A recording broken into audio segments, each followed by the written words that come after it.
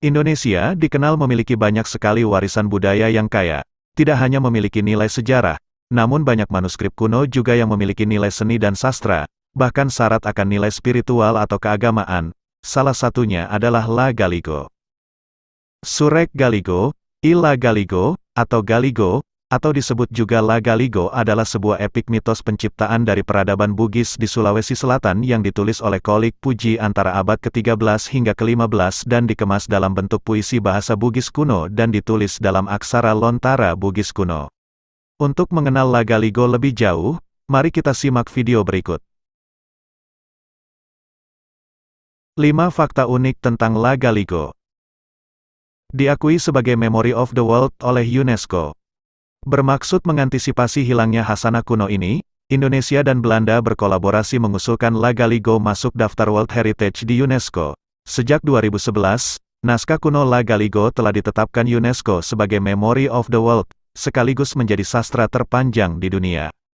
Selain itu, UNESCO menggarisbawahi sebagai produk karya sastra yang paling produktif di dunia.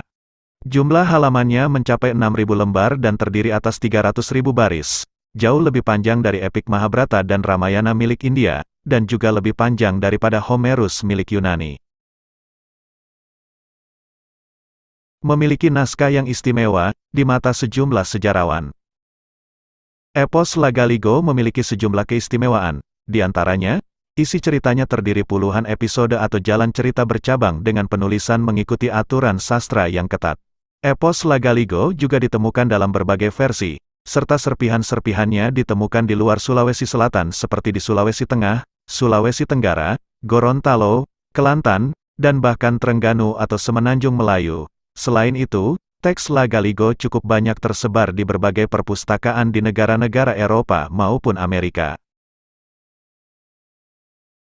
Naskah yang asli dan terlengkap, tersimpan di Belanda.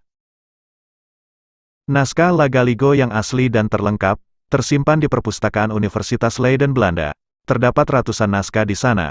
Dari ratusan naskah tersebut, hanya satu yang alurnya berkesinambungan dan dapat dibaca sebagai satu kesatuan, yaitu berkode NBG 188. Naskah yang terdiri dari 12 jilid ini diperkirakan hanya mewakili sepertiga cerita total La Galigo. Huruf segi 4. La Galigo tergolong sastra yang keramat. Sejumlah catatan menulis harus diadakan ritual penyembelihan hewan, kambing atau sapi sebelum potongan naskahnya dibacakan.